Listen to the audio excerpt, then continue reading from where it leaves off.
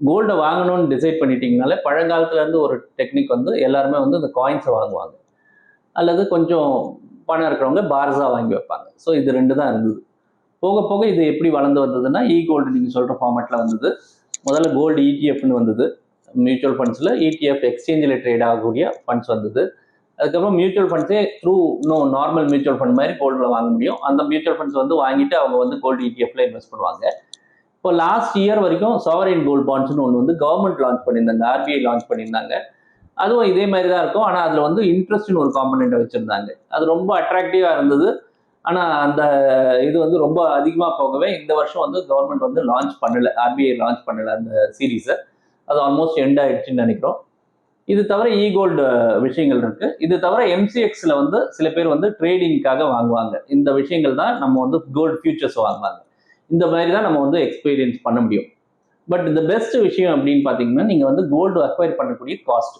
இப்போ ஃபிசிக்கல் கோல்டில் நீங்கள் பார்த்தீங்கன்னா அட்லீஸ்ட் உங்களுக்கு இருக்கக்கூடியது அந்த வேட்டு ஆர்னோ வாட் எவர் தே கால் அந்த ஒரு 2-3% வந்து டேக்ஸ் இருக்கும். 3%ன்னு நினைக்கிறேன். நகையா வாங்குறீங்க, ஆபரணமா வாங்குறீங்கன்னா அதுக்கு செய்கூலி சேதாரம் 2 விஷயம் வரும். இந்த செய்கூலியோ சேதாரமோ உங்களுக்கு திரும்பி வரப்போறது இல்லை. அது போனது தான். நீங்க செய்கூலி ஒரு 10%, சேதாரம் ஒரு 6% போட்டீங்கன்னா 16% வேல்யூ வந்து நீங்க விற்கும் போது திரும்பி வராது. அது போனது தான். ஸோ காஸ்ட் ஆஃப் நகைகள் வந்து ரொம்ப அதிகம். பட் நகையை எதுக்கு வாங்குறோம்னா நம்ம அணியறதுக்கு வாங்குறோம். அதை இன்வெஸ்ட்மெண்ட்டாக யாரும் வாங்குறது இல்லை. நம்ம வந்து போட்டுட்டு போறோம், அது அழகு சேர்க்குது, அதுக்காக வாங்குறோம்.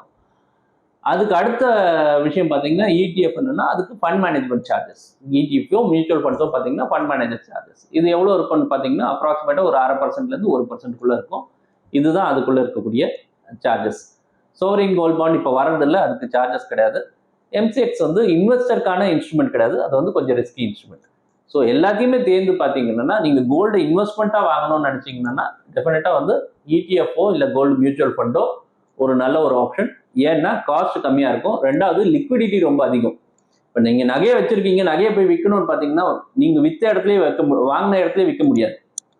அதே மாதிரி நீங்கள் காயினாக வச்சிருக்கீங்க, காயினை கொடுத்துட்டு கேஷ் வாங்கலாம் பார்த்தீங்கன்னா உங்களுக்கு கேஷ் கிடைக்காது. ஆனால் இந்த கோல்டு இடிஎஃபாக வச்சிருக்கீங்க, கோல்டோட மியூச்சுவல் ஃபண்டாக வச்சிருக்கீங்கன்னா நீங்கள் விற்கிறீங்கன்னா அன்னைக்கு கோல்டு வேல்யூ என்னவோ அது வந்து உங்களோட அப்ரிசியேஷன் அதில் இருக்கும்.